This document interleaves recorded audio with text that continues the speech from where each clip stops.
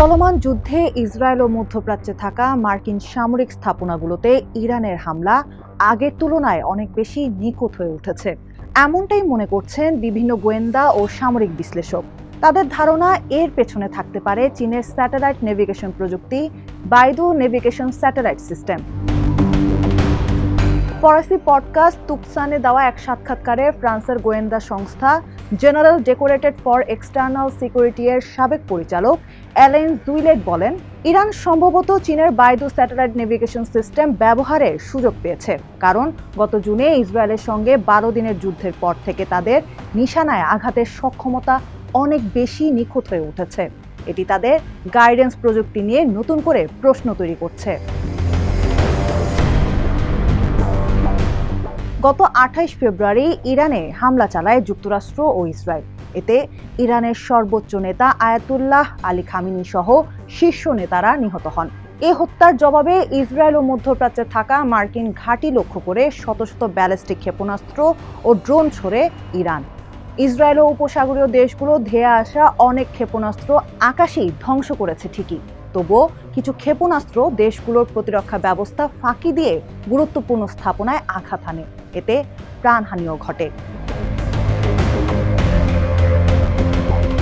আগে ইরানের সামরিক বাহিনী লক্ষ্য নির্ধারণের জন্য যুক্তরাষ্ট্রের গ্লোবাল পজিশনিং সিস্টেম বা জিপিএস এর উপর নির্ভর করত। যুক্তরাষ্ট্র চাইলে এই জিপিএস সিগন্যাল জ্যাম করে দিতে পারে বা এর ব্যবহার বন্ধ করে দিতে পারে, কিন্তু ইরান যদি চীনের বাইদু স্যাটেলাইট নেভিগেশন সিস্টেম ব্যবহার করে তাহলে এতে যুক্তরাষ্ট্রের হস্তক্ষেপ করার তেমন কোনো ক্ষমতা থাকে না।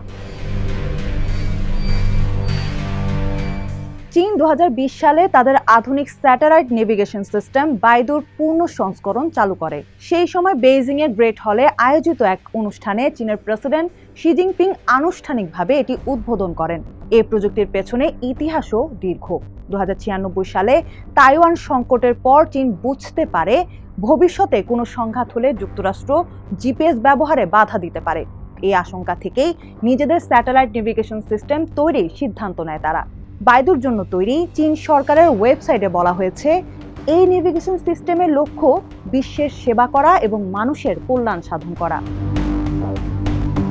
বাইদু ওয়েবসাইটে বলা হয়েছে, এই সিস্টেমে মূলত 3টি অংশ থাকে: স্পেস সেগমেন্ট, গ্রাউন্ড সেগমেন্ট ও ইউজার সেগমেন্ট। এতে বলা হয়, বিডিএস গ্রাউন্ড সেগমেন্টে রয়েছে master control station, time synchronisation. Ground স্টেশনে রয়েছে আপলিঙ্ক স্টেশন, মনিটরিং স্টেশন। পাশাপাশি আন্তঃ স্যাটেলাইট লিঙ্কের পরিচালনা ও ব্যবস্থাপনার সুবিধাও রয়েছে এই সিস্টেমে। চীনের বাইদু সিস্টেমে অন্য নেভিগেশন সিস্টেমের চেয়ে অনেক বেশি স্যাটেলাইট ব্যবহার করা হয়। আল জাজিরার এজে ল্যাবস ডেটা টিমের তথ্য অনুযায়ী মার্কিন জিপিএস সিস্টেমের তথ্য সরবরাহের জন্য স্যাটেলাইট রয়েছে 24টি। অন্যদিকে চীনের সিস্টেমটি 45টি স্যাটেলাইটের উপর নির্ভরশীল। বিশ্বের অন্য দুটি প্রধান নেভিগেশন সিস্টেম হলো রাশিয়ার গ্লোনাস এবং ইউরোপীয় ইউনিয়নের গ্যালিলিও। এগুলোর প্রতিটিতে 24টি করে স্যাটেলাইট রয়েছে।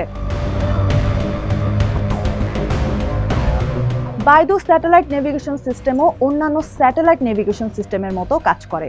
এই সিস্টেম মূলত স্যাটেলাইট থেকে সংকেত পাঠায় আর রিসিভার সেই সংকেতের সময় হিসাব করে খুব নিখুঁতভাবে নির্দিষ্ট অবস্থান নির্ধারণ করে।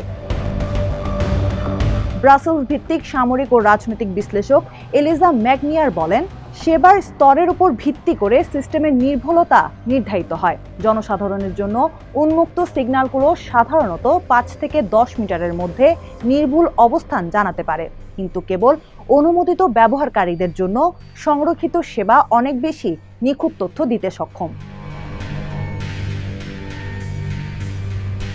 এখনও আনুষ্ঠানিকভাবে বিষয়টি নিশ্চিত করেনি ইরান।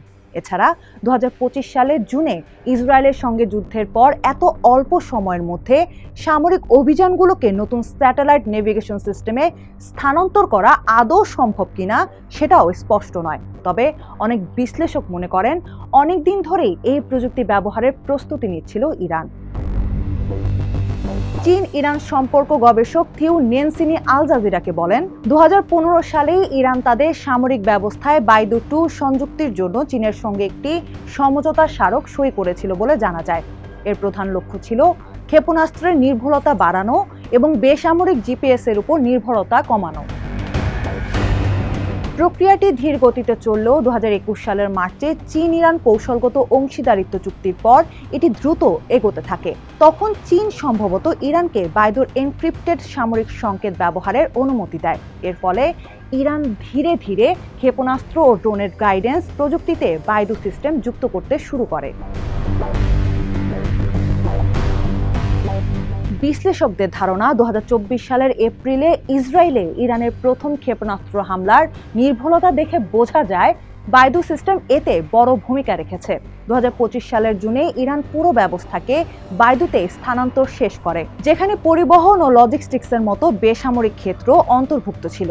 12 দিনের যুদ্ধের ঠিক পরপরই এই পরিবর্তন আসে, কারণ ওই সময় জিপিএস এর ব্যাঘাতের কারণে ক্ষেপণাস্ত্র, ড্রোন এবং বেসামরিক উড়োজাহাজ ও জাহাজের চলাচলে সমস্যা দেখা দিয়েছিল।